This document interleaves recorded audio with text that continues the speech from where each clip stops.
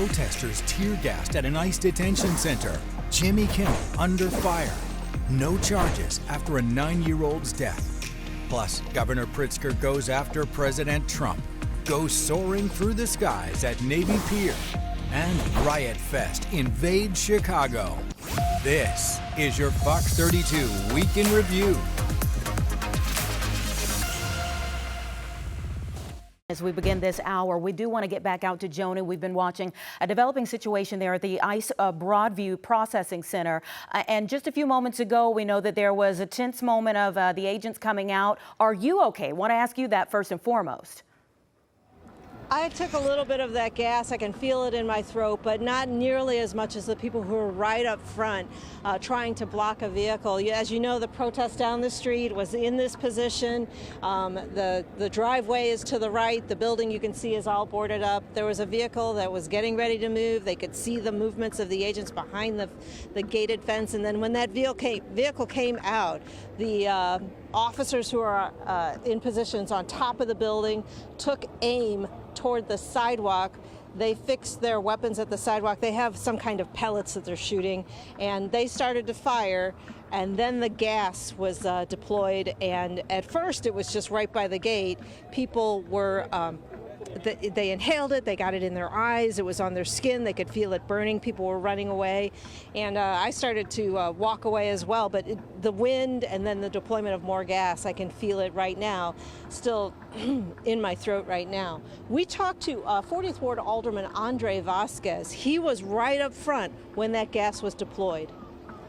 We were kind of on the front line of it as a vehicle was coming, and so we were looking to block the vehicle. It still kept driving, almost ran over someone. And at that point, we started seeing the pellets. So it was tear gas, it was pepper spray, a little mix of both. So you could feel it even under the mask and start coughing and like start, spitting out and get everything. So you had a mask on at the time? Yeah, so even through the mask, you can feel it. Like right now, I can still feel a little burn in the eyes, back of the neck, just because of the chemicals themselves. And then just, I was able to walk, clear my head a little bit, then grab water. One, to take care of myself, but then make sure other people were okay. He did stay on hand to make sure people were okay. In fact, most of the protesters were checking on each other and handing out bottles of water. Apparently, you should pour it on your face and into your eyes because the chemical can settle on you. That's the first time I've ever experienced that. It is still in the back of my throat. It just feels like I need to cough a little bit. But right now, there is a quiet time here. We've moved safely away in case there's any more tension. I'm Joni Lum. Back to you. Okay, Joni, we want you to continue to stay safe. We'll check back in. We are going to continue following this throughout the rest of the day. This controversy has been brewing through the course of the week, and ABC decided to take action just as Jimmy Kimmel was getting ready for air.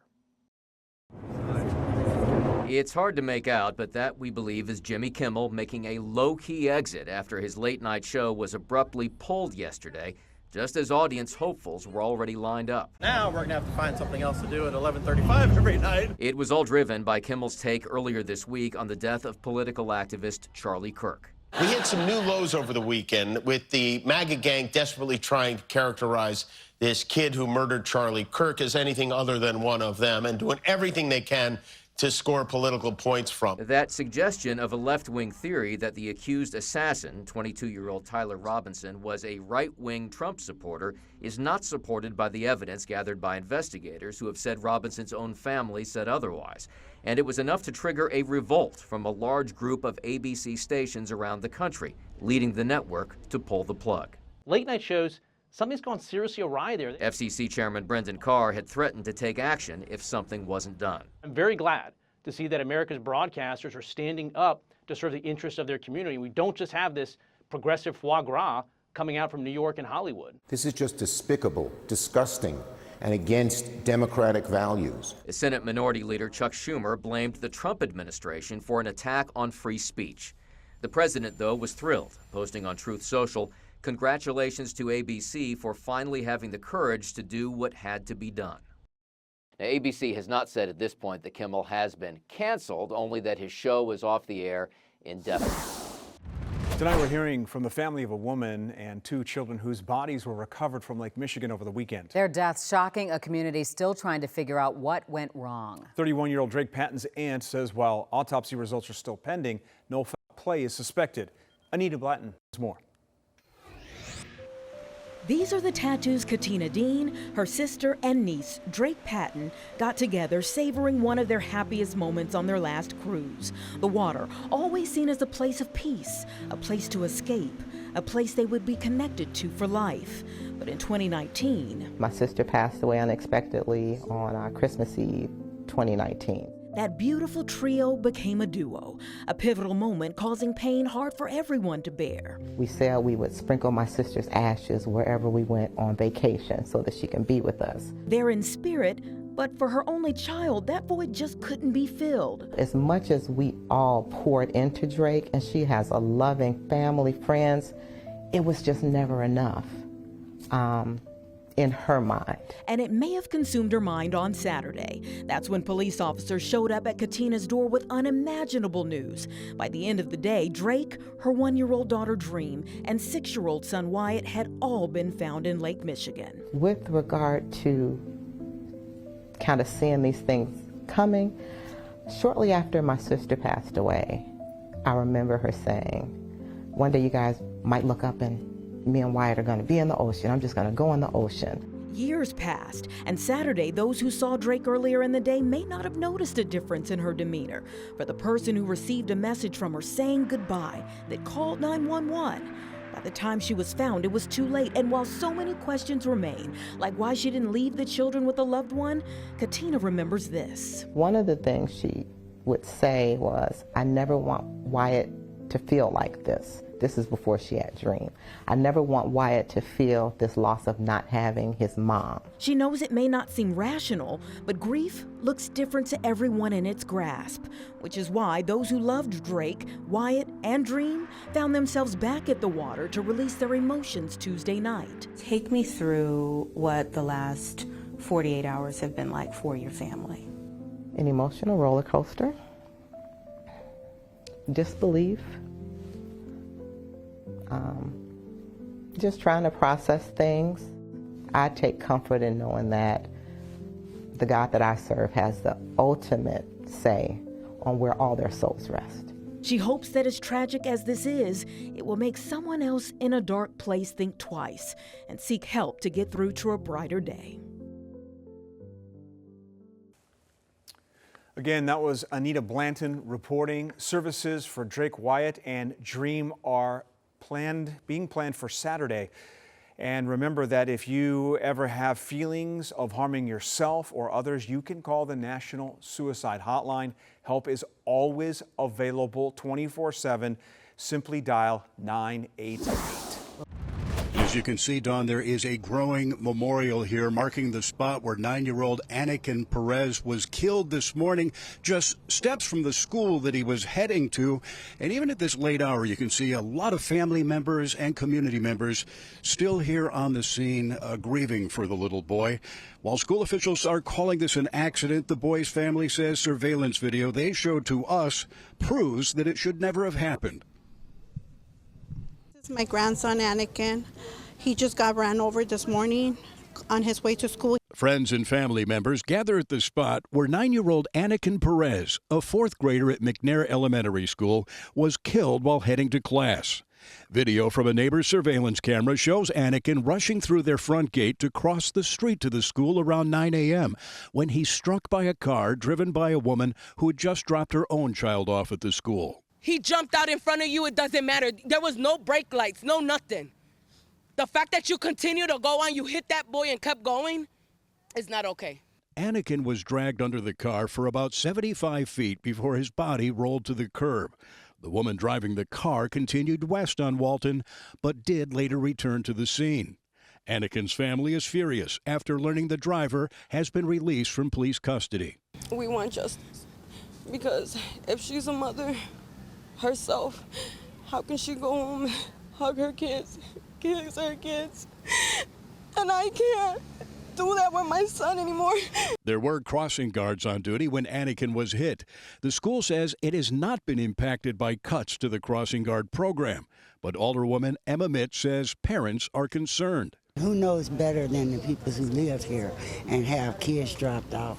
They seem to think that we need more safe passage workers in the area for the safety of the kids. Take my hand, CPS says grief counselors were immediately sent to the school after the accident and will be made available again on Friday. Family members and friends released balloons outside the school, remembering a young life lost and saying they will work to make sure this does not happen again. These cars are not stopping, going fast. They don't respect stop signs, and we need more people looking out for our kids. Now, initially after the incident happened this morning, Chicago police put out a statement saying that the female driver that hit the young boy was in custody pending charges. But we have been told by police within the past hour that she has been released and no charges will be filed.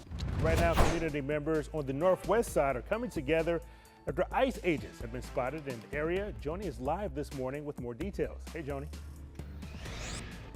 Hi there. You know that it's happening on the southwest side, Operation Midway Blitz, but ICE activity is escalating here on the north and northwest sides as well. There's a group across the street that's going to detail all of the activities here. They've had their eyes out watching for ICE activity, and also we are near a Home Depot where there was a detention, they say, last week, and they say that a lot of the stores in this area have been hit by ICE. And so they had some rapid response teams that are working in the area. As you've heard, people have been encouraged to videotape these activities, people who are not at risk. Well, there was a team out this morning, young women who, because they know that ICE has been doing these activities early in the morning, they went to another store nearby where they thought they might see something at about 5-something in the morning. They had their phones out, but they were sitting in their car. They didn't go toward anyone, but ICE apparently came toward them and intimidated them. Organizers say that this is also putting people at risk these days. Is seeing a surge of ICE agents activities starting from 5 o'clock in the morning when a lot of our fathers are going to work. They're being, we are estimating about 10 arrests in the last 2 days at the very least. We want our families, especially on the northwest side, to know that there are teams of community-based organizations who are here ready to support them, to connect them to legal support. They say as a result of ICE activity, incomes are lost, sometimes entire household incomes. They say there are some mutual aid organizations that started during the pandemic who are very active now trying to help people by providing food and also providing information on the ground. That communication is still encouraged, and we'll hear more about what's happening on the northwest side with ICE later. Coming up, Governor Pritzker calls out the president, a pro-ICE message, along with a dead rat found at an alderman's office. And previewing the Bears and the Cowboys. Governor J.B. Pritzker says he's been getting more threats since Charlie Kirk was killed. Political reporter Paris Schatz joins us now with the latest. Paris. Yeah, Dawn and Scott, it's really all public officials right now with this heightened sense of awareness about the possibility of political violence. The governor says the numbers surged after last week's deadly shooting in Utah, but the trend has been growing for years. This morning, the governor called Trump out for not directly condemning the political violence. This is a moment when Americans must come together and say clearly that threats and political violence are not the answer. Now, Illinois Republicans have criticized the governor, saying that his words have turned up the heat. They claim that he has called Republicans Nazis. The governor denies that. They bring up his comments saying, quote, Republicans shouldn't know a moment of peace. Now, the governor spoke at a roundtable at the City Colleges of Chicago, and he discussed Trump's mass deportation efforts and National Guard deployments, how they're impacting communities.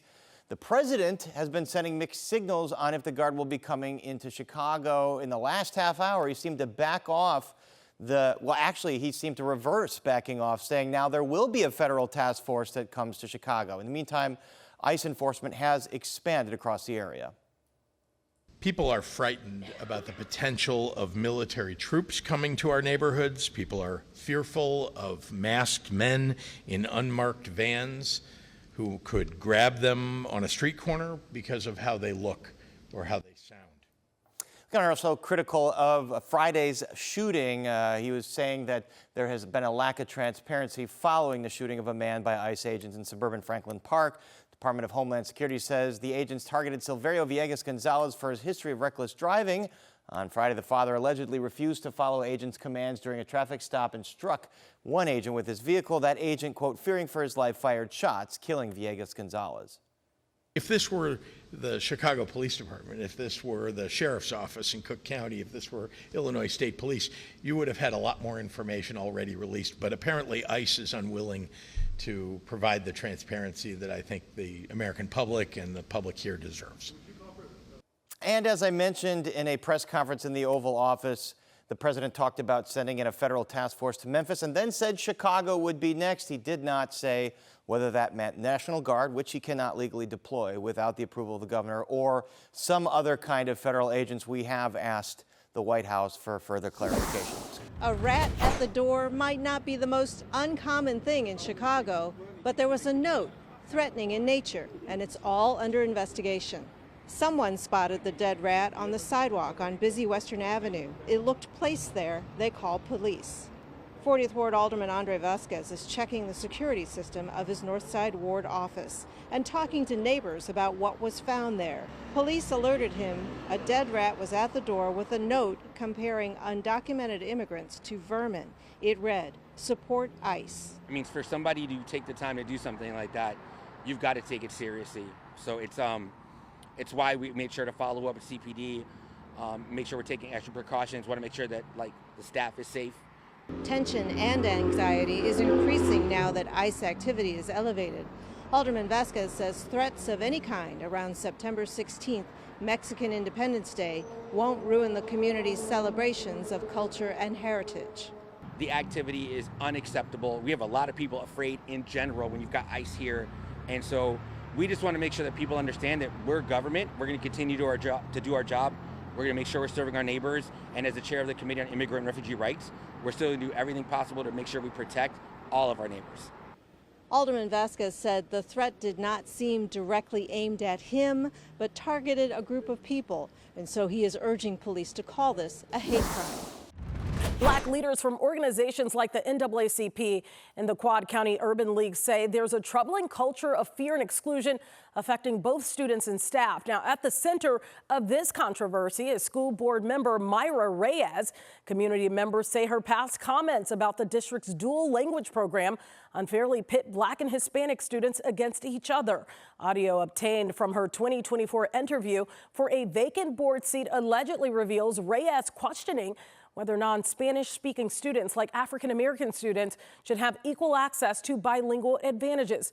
Although Reyes wasn't selected for that position at the time, she later won a seat in the April 2025 election. That win also marked the first time in years that the board has no Black representative. The DuPage NAACP president Michael Childress says a school board member should be pushing equality. Isn't that what we're supposed to be trying to strive for in this community and in the country, is that equality should be the basis of everything we do. And as far as pushing one group down so that it sounds like you're anti-equality on all levels. Now, of course, we did reach out to Reyes for a comment, but we have not heard back. Community leaders, parents, and staff are expected to attend the East Aurora School Board meeting tonight at 7 to address this very issue. And of course, we will be following the story. Scott? We're hoping our Bears can get a win this week. Our very own Lou Canellis is here with us to talk about the Bears taking on the Cowboys this week. Lou, it got very, very ugly last week against the Lions.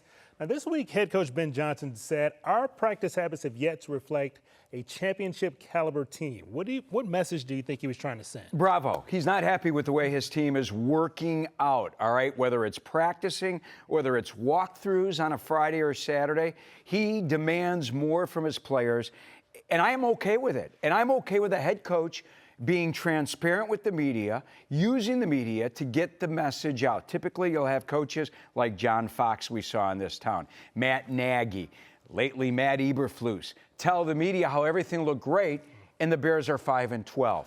This is a head coach who's confident in what he's trying to do with this Bears team, and that is change a losing culture here. It has been accepted for too long, and Ben Johnson is saying, not under my regime, no way. I've got the 5-year deal. I'm making $13 million a season, and either you play under my rules or you're not going to play. Ooh, well, through 2 weeks of the season, the 2 NFC Offensive Players of the Week, J.J. McCarthy, Jared Goff. It's what did disturbing. They have in common? They played against the Bears defense. Yeah. They got so many guys out on that side of the ball. How did they turn it around against Dallas? Well, they have to. And unfortunately, the Bears are dealing with a ton of injuries. All right, Kyler Gordon's out. Jalen Johnson's probably out for the season, even though he hasn't admitted it yet to the public. T.J. Edwards probably won't play in this game. Grady Jarrett, the veteran defensive lineman, 11 years in the league, questionable. Saw limited practice time yesterday.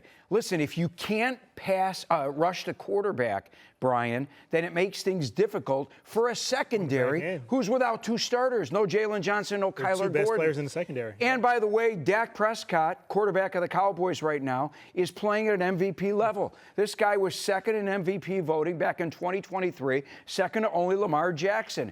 And he posted 40 last week. All right, so he's playing at an elite level with elite wide receivers, CeeDee Lamb, George Pickens. They've got a great running game as well. Bears defense really going to be tested. Now, on the other side of the ball, Caleb did make a couple of strides last week against the Lions.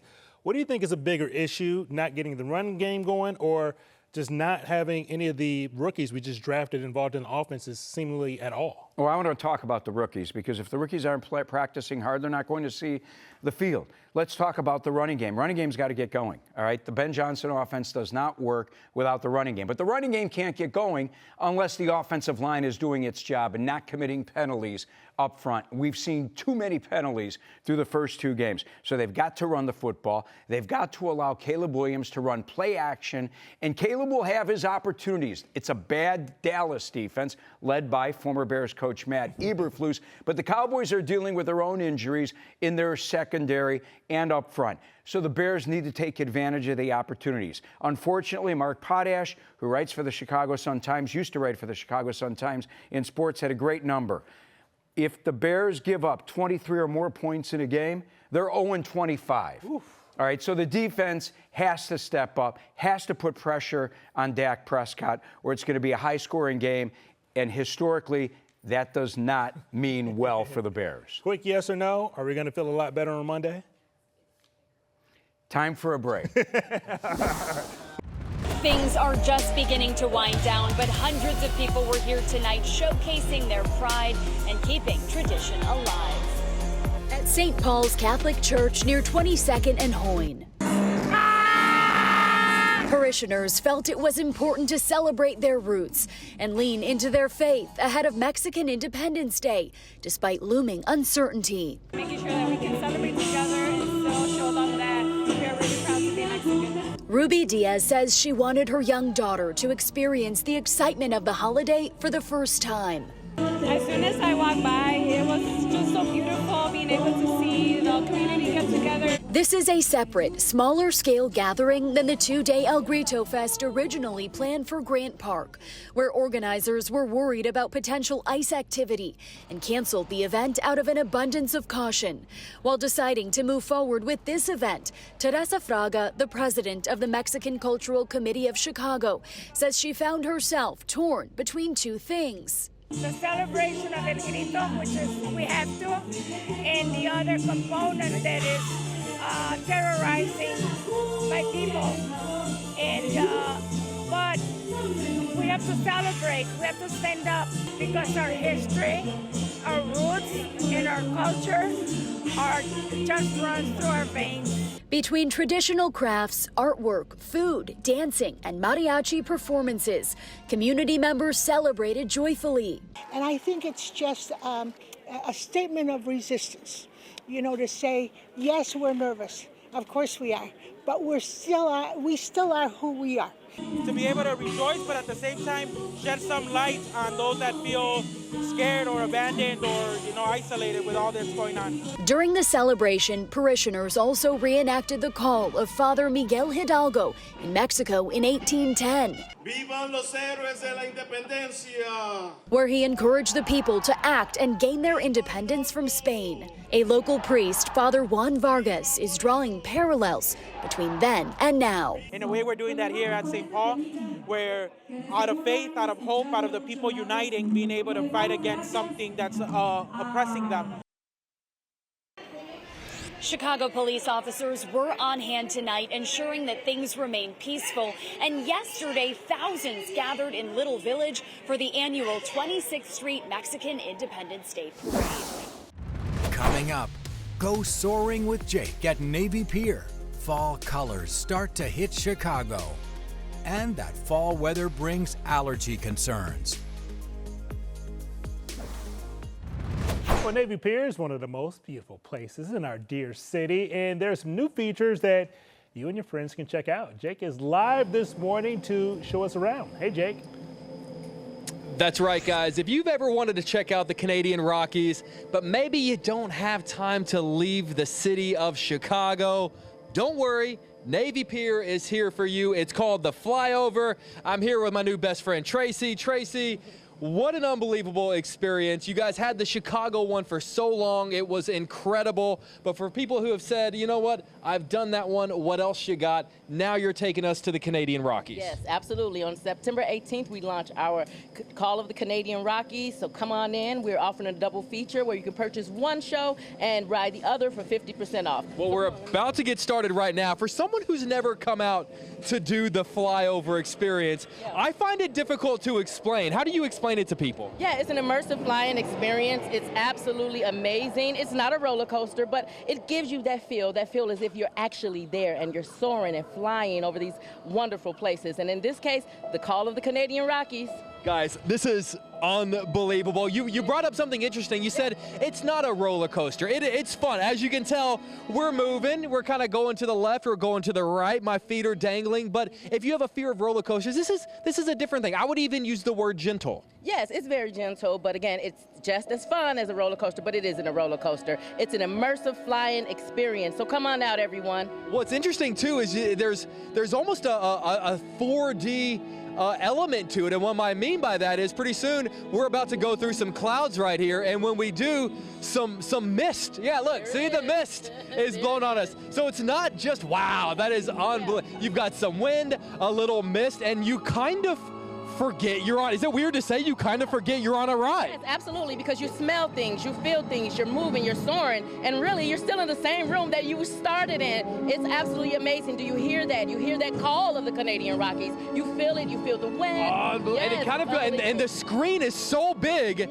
that it kind of takes up your entire view. Like, I have to look back to you guys to even realize that we're not there. This is unbelievable. You guys are offering, wow. And one thing, before we go, it's not a quick 5-minute thing. You're getting your money's worth. What is this, about a 30-minute ride? Yes, it's a 3-part act, 30 minutes, 10 minutes each ride. 10 minutes each act. So yes, absolutely. Come on out, duel, and we have 2 amazing shows. This is unbelievable. All right, guys, we are out here, Navy Pier. It is the FlyOver Call of the Canadian Rockies. Guys, I want you to do me a favor. If you look to that cliff ahead, you might see a man climbing. I think, did they capture our meteorologist? Mike, is that Mike Kaplan climbing right there? I think Could be. Look at him. I'd recognize that butt anywhere. Look at him. There he is. All right, guys. Oh, We're tossing it back to you guys in the studio. But really, though, if that was a real person climbing this side of that mountain, can you even imagine? I'm sure somebody did. I'm sure they have. I'm sure they have. That's a beautiful part of the world. Right go if you get a chance. We're going through the clouds. But look, or just go right there and get it done at Navy Pier. Well. Come on. It's almost a little as good. safer. Yeah, that's for sure. Some trees, especially in my area, northern portion of Chicagoland, they're going early. Is this something that you're noticing as well based on your data across Chicagoland? It's not a uniform pattern across Chicagoland. So the northern area has been a bit drier, but we're seeing a lot of different patterns based off of whether a tree is drought sensitive and then the location. Trees that are really kind of out there getting the beating of the heat we've had lately are showing some leaves that are dropping without even fully turning color. But then there are lots that are still doing completely fine and are still poised for a great color show. All right, so it's kind of a tug of war between warm weather, cool weather. The trees are eventually going to shut down that chlorophyll process and the other pigments are going to show. What are you expecting in terms of fall timing for the majority of Chicagoland this year? Are we looking on schedule? What do you think? At the moment, things are looking on schedule or maybe a little bit behind for a lot of things. We haven't started to see widespread what we call brown down, which is what satellites call not seeing green. Mm-hmm. So we're still looking like the best time for color being mid-October. But starting this time of year, if you're willing to get out and to places like the Morton Arboretum, there is great color to see for the next month, 6 weeks or so. I've noticed a lot of the honey locusts are already beginning to change. They get that beautiful golden color. When do you think we'll see maybe more of the maples going? Probably still several weeks away, right? Yeah, it's going to depend on the species of maple and where it is. Mm-hmm. At the Morton Arboretum, we are seeing those maples that always turn early, particularly in our parking lot or around Meadow Lake, are already starting to show a really nice bright red. But as we get into the natural areas or other parts, our maple collection, a lot are still quite green. Folks like me who want to make sure that our trees stay alive when Mother Nature isn't providing water, give us maybe a couple of tips now. Should we, those of us that have been experiencing the dry weather, should we be doing some things to maybe keep our trees and shrubs wet? I'm just letting the lawn, forget it, it's going dormant, I don't care anymore, but I want to keep all that more expensive stuff going. Yeah, your trees do a lot more for you, and they are much more of an investment than your lawn, so you want to take care of it. As long as the tree is still green, it is still using water and needs that water to be healthy. So if your tree hasn't completely senesced yet, it will benefit from additional watering. I got back from vacation and saw some of my trees were kind of crispy, and after giving them a nice, long, deep drink of water, letting it soak in nice and slowly, they've perked right back up. What would you recommend would be kind of the perfect time for folks who want to come out there in Lisle and see the Morton Arboretum at its finest? You mentioned you've got a few trees already changing color now, but I know even some people that I work with here want to get out there kind of at peak time. What are you thinking? Probably mid-October right now. We're still definitely a couple weeks away, but honest to God, any time in the next 6 weeks or so. Right now, if you're hanging out in the main area, there's some great color. Our Virginia creeper, which is that red vine that climbs over a lot of our trees, mm-hmm. is bright red. And even there are these random patches in the wood where you'll walk through and be like, whoa, there's this big red area. So it's a great time. If you come later in the month, there is constant stream of activities for whatever your favorite fall thing to do. Oh my goodness, this is the coolest place, I'm telling you. Forget Disney, forget Universal Studios or anything like that. Right here in Homer Glen, you have the perfect spot to go this fall. It's open now 7 days a week until November 2nd, so you have plenty of time. And guess what? There is a hack. You can come now and kind of beat the crowds. But I wanted to show you the perfect picture place where any angle really is a perfect picture place. I have Scott with us. You are, part of the Bengston family, so this has been in your name. 45 years you guys have been around, and really the last 10 years is when you've seen this place transform. Tell us all a little overview of what people can expect here. Yeah, so all your typical agritainment activities. We do have the petting zoo, animals throughout. We've got pumpkins and everything everywhere. So yeah, a lot of photo ops and things like that. And then we also have quite a few rides and attractions that we've added as well. We were kind of at the bottom of the hill, as you said, where you guys have recently expanded in the last 10 years. But this is kind of the original spot, right? Where you see some of the animals, you see some of the other rides still up here as well. Exactly, yeah. So this is the original barnyard here. So, mostly the original buildings and everything started up here at the top. And then everything kind of newer was the area we were in there just short time ago. Well, Scott, I love the part too where you have a lot of rides, but all of your rides are really family friendly and kid friendly, aren't they? Yeah, so we try and keep everything to lower heights for the littler kids so the families can ride together. A lot of, things have no height limit or a 36-inch height minimum so that, everybody can ride together and include, the smaller kids. Okay, I think I kind of gave your secret away a bit because I said maybe coming now instead of those 2 really busy weeks in October is the plan because you beat some of the crowds, don't you? Exactly, yeah, and it's actually cheaper to come out early in the season. And yeah, really, weekdays, especially this time of year, no lines for anything. And, very enjoyable experience with all the same offerings as, those October weekends. I know you put a lot of sweat into this place, and I'm telling you, great job. My round of applause for you. Is it so exciting, though, seeing every season kids and families come in? Yeah, that's the best part, especially, families that come back year after year. They have a lot of options on places to go. So it's awesome to see, them returning here year after year. Okay, let's take a moment, too, to talk about the food, because it's not just the little animals that you see. These are little piglets, right? Yes. Oh, so cute. But also the food, like this is a brand new area. Is it Barnyard apple treats, yeah, it the says? Barnyard apple treats. So sliced apple, and you get to choose caramel or hot fudge topping. And then we have, an assortment of candy toppings you can put on top there. So it's kind of a build your own. Concept we had many years ago that kind of went away, and something that we brought back, with kind of its own area here. When people come, is there like one piece where they're really excited about? I know that's a trick question. Yeah, it really depends. Question. It's different for everybody, I suppose. I see, honestly, one of the things I hear most about are a lot of, for people that come back year after year, is getting that same photo a lot of the time, in those same areas. So cute. We've got things like the How Tall This Fall sign, where kids go on there and measure up how tall they are, and it's cool to see, year after year, kind of, as the kids grow and everything, you've got that photo every year. And then we've also got kind of behind us here a photo building with a free family photo, so people really love doing that too, to get that photo every single year, in kind of that same spot in that same setting. Oh, I bet. Okay, if people are interested, what do they need to know? Should they get their tickets online? They can get tickets online. They can get them at the gate as well. For pricing information, I would say the website, pumpkinfarm.com, because it is a dynamic price. It's not the same every day, would be, the best place to go to get the pricing information. Only 25 miles. What, 25 miles out of the city, would you say, is Bengston's Pumpkin Farm? Yes, yeah, it's a relatively short drive. I suppose depending on traffic, we all know how that goes, but...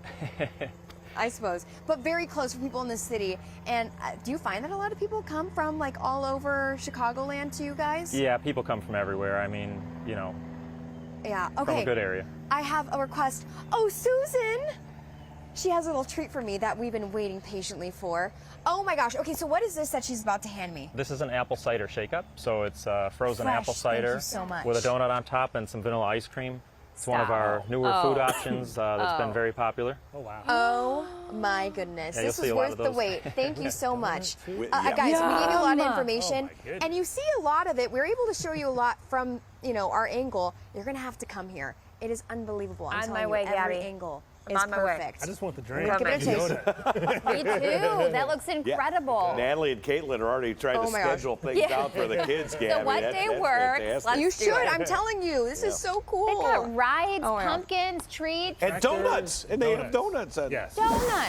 And doctors are warning people with asthma to have their emergency plans in place. Sue Guzman takes a look at the seasonal changes that can trigger asthma flare-ups. The switch from summer to fall can trigger more than just an avalanche of pumpkin spice and sweaters, with medical experts warning folks with asthma to brace for possible flare-ups as the seasons change. And according to the Asthma and Allergy Foundation of America, Asthma Peak Week is the third week of September. These are really sensitive times for people with asthma. We see increased emergency department visits, healthcare visits. Asthma is a disease that causes someone's airways to become narrow, making it harder for them to breathe. Asthma will flare up in season changing in large part because changes in temperature, humidity, and pollens will really affect airway inflammation that's the driver of asthma. Besides an uptick in pollen from ragweed and mold under wet leaves, health professionals say the fall is also a time when cases of several respiratory viruses begin to jump. The common cold virus and others that start to circulate in the fall. These are the most common causes of asthma flares. And with a return to school after the summer and September holidays, the increase in those viruses, increased stress, change in regimens, or missing medications can become common. When it comes to bolstering protection, the first is to make sure that you're taking all of your medications as prescribed, no matter how frequently you have symptoms of asthma. Meanwhile, properly washing your hands and vaccinating against certain viruses can also provide other lines of defense. That includes influenza, COVID-19, and if you're over the age of 60 and have asthma, you're eligible for vaccination against RSV, or respiratory syncytial virus. Sue Guzman, Fox News. Sue Guzman. Seasonal changes are no joke. Coming up, Riot Fest weekend in Chicago. The Cubs are headed to the playoffs. And remembering Robert Redford.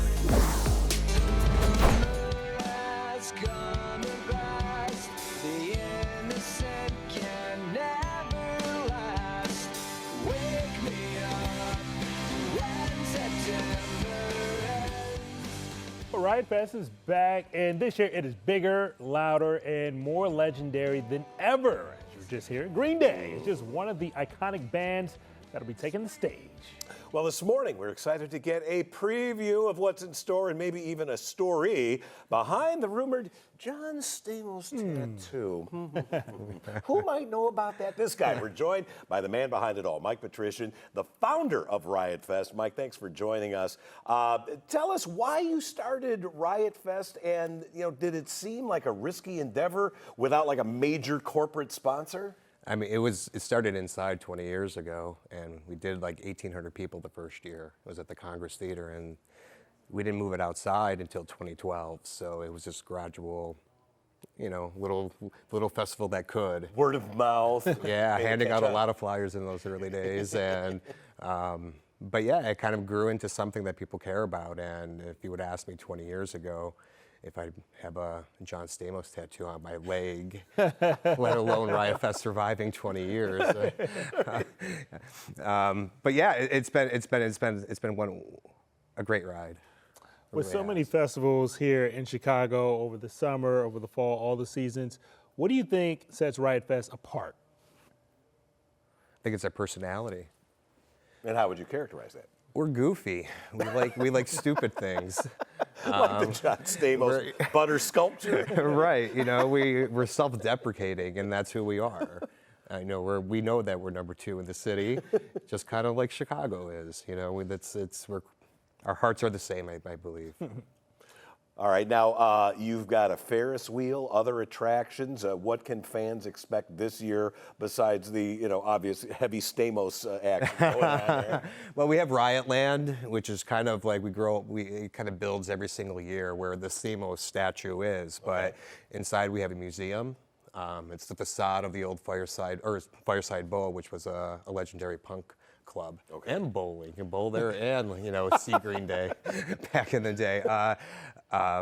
But we turned it into a museum, and everybody in the office curated it, and it's 20 years of our history, but it kind of looks like our office.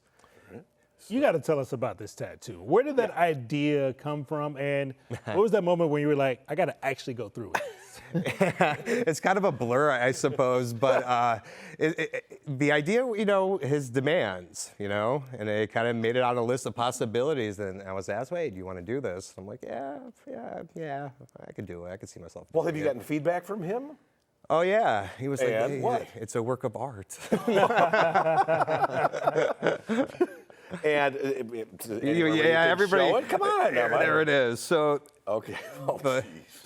How do I get that on camera? There. Oh yeah, we'll get that. Hold it still there, Mike. Let's get a shot of that. So it's an old this is an old tattoo of mine. It's an old band logo of a band named Black Flag, and I just incorporated the butter element and then just Stamos underneath, and it's I feel objectified when I'm in public now. Keep the eyes up, people. Man of your word, though. Yeah. There's that guy with the Stamos and the butter. I literally had somebody walk by me the other day, just look down and wink at me. Nice. So when you were a young man, maybe like in high school or something like that, did you ever envision being a part of anything this kind of quirky and unusual? No. I was in academia.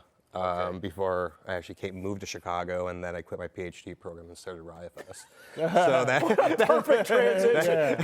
What were you going for your doctorate in? Philosophy. Okay. And that's the monarch note version of all that. But no, I would have never. I've always was into music. I love punk rock. I love jazz. You play? Yeah. Guitar. What is your instrument? I started on horn. I'm a brass player, like my dad. Low or high?